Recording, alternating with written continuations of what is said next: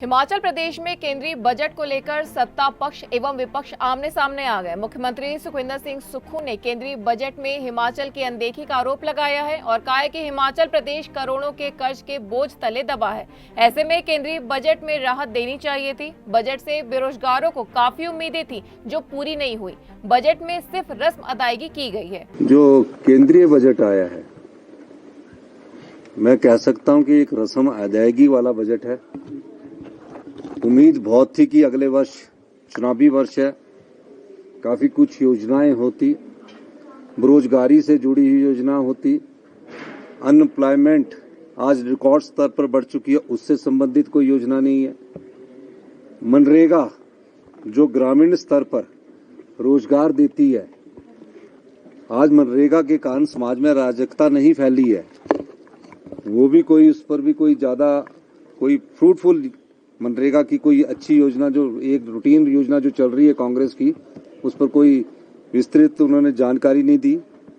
तीसरी बात, हिमाचल को या जो और भी डेट राज्य है, पूरे हिंदुस्तान में सभी डेट राज्य है, कोई हिमाचल प्रदेश ही नहीं है, पंजाब भी है, दिल्ली भी है, मध्य प्रदेश भी है, सब राज्य डेट राज्य। अगर सरकार चाहती तो तकरीबन एक स्पेशल ग्रांट कम से कम हिमाचल के लोगों को देती, क्योंकि हिमाचल के लोगों पर 75,000 करोड़ रुपए का एक कर्ज है, 5,500 करोड़ रुपया पेंशन वालों का एरियर है 6 पे कमीशन का, और 4,500 करोड़ जो अधिकारी अभी कर्मचारी यहाँ कार्य करते हैं उनका एरियर है, 920 करोड़ रुपए के करीब हमारे डीए की किस्त है। ये तो वो एरियर है जो हमने देना है, हमारी लाइबिलिटीज है। अगर स्पेशल ग्रांट 10,000 करोड़ की हिमाचल को दी होती, क्योंकि जो पिछले मुख्यमंत्री की मैं प्रोसीडिंग्स देख रहा था, 25 नवंबर को या उससे पहले वित्त मंत्री से बैठक हुई थी और देश की वित्त मंत्री ने कहा था कि हिमाचल के बारे में हम कुछ सोचेंगे। तब तो जयराम ठाकुर जी की सरकार थी, लेकिन आज भी ये देख के निराशा लगी कि किसी भी प्रकार का हिमाचल प्रदेश को कोई ज्यादा सहयोग नहीं मिला है। टूरिज्म, हेल्थ एंड हॉर्टिकल्चर में व्हाट यू एक्सपेक्टिंग? नहीं, टूरिज्म और हेल्थ, टूरिज्म तो हमारे अपनी सरकार की प्रायोरिटी है, उनसे तो हम उम्मीद कर ही नहीं सकते, कोई ऐसी योजना आई भी नहीं, और हम उस दृष्टिकोण से आने वाले बजट में उसकी दिशा तय करेंगे। उधर विपक्षी दल भाजपा ने केंद्रीय बजट की जमकर तारीफ की। भाजपा के पूर्व अध्यक्ष सतपाल सत्ती ने कहा कि बजट देश को विकास के पथ पर ले जाने वाला है। टैक्स में छूट के साथ कई जगह रियायतें दी गई हैं।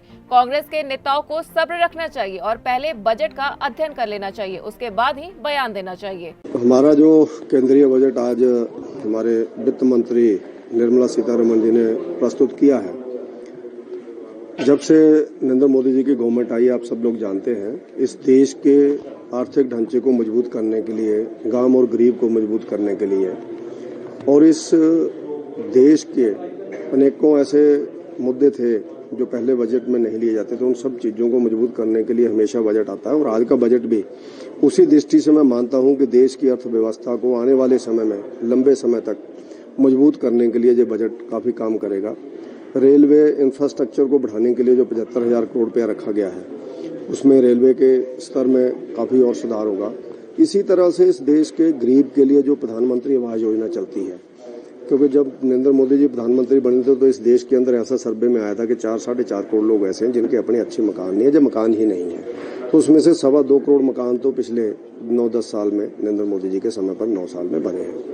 अब भी उसमें 66% की बढ़ोतरी की गई है। गरीब आदमी के लिए एक बहुत बड़ी राहत है।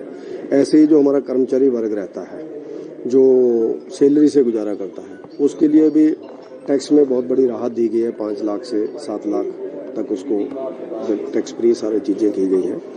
और इस तरह इस देश के अंदर जो कई ऐसी विदेशी चीज़ें आती हैं, यानी हम इम्पोर्ट करते हैं, उन चीज़ों के ऊपर टैक्स लगाया है, ताकि इस देश के अंदर यानी मेड इन इंडिया जो हमारा रहता है, वोकल फॉर लोकल, जो नरेंद्र मोदी जी बोलते हैं, उसको मजबूत करने के लिए वो काम आएगी चीज़। बाहर की चीज़ें महंगी होंगी, हमारी अच्छी और सस्ती होंगी, तो हमारे देश के अंदर इन्वेस्टमेंट बढ़ेगी, बाहर के लोग भी आएंगे और भारत के लोग भी आगे करेंगे। ऐसे बहुत सी चीज़ें की गई हैं और मैं ये मानता हूँ ये संतुलित बजट है। इसमें बहुत अच्छा आने वाले समय में रिजल्ट्स इस केंद्रीय बजट के हैं कि अभी तक तो बजट प्रस्तुत हुआ, उसकी विस्तार जो जिसको कहते हैं विस्तृत जो लिस्ट आएगी वो अभी आएगी। किस प्रदेश को, मान लो जैसे मैं रेलवे का आपको कह रहा हूँ 75,000 करोड़ का है, तो उसमें से कितना रुपया हिमाचल की रेलवे के लिए आएगा, नेशनल हाईवे के लिए मान लो है तो उसमें से कितना हमें आएगा, प्रधानमंत्री आवास योजना में कितने आवास हिमाचल को आएंगे, ये तो इसके बाद विस्तार में जाएगी सारी चीजें। मुझे लगता है जल्दी कर रहे हैं उस चीज में। नरेंद्र मोदी जी का हमेशा हिमाचल प्रदेश के प्रति लगाव रहा है और मोदी जी हैं जिन्होंने हिमाचल प्रदेश को एम्स जैसा संस्थान दे दिया, 7 मेडिकल कॉलेज दे दिए, हमारे 4 लेन रोड्स परमाणु से शिमला, स्वारघाट से मनाली और उधर कांगड़ा से शुरू होकर के शिमला वाला, ऐसे बहुत से गांवों के अंदर रोड्स और पीजीआई सैटेलाइट हॉस्पिटल, हर चीज को मजबूत करने के लिए मोदी जी ने हिमाचल प्रदेश को दिया है। तो मुझे लगता है कि ऐसा अभी वो शायद जल्दी कर रहे हैं, ऐसा बोल करके बजट को पढ़ करके उनको विस्तृत जब इसकी जानकारी मिलेगी तो उनको ध्यान में आएगा कि हिमाचल इग्नोर नहीं हो, हिमाचल भाजपा के मन में हो, मोदी जी के मन में है। News desk N1 live.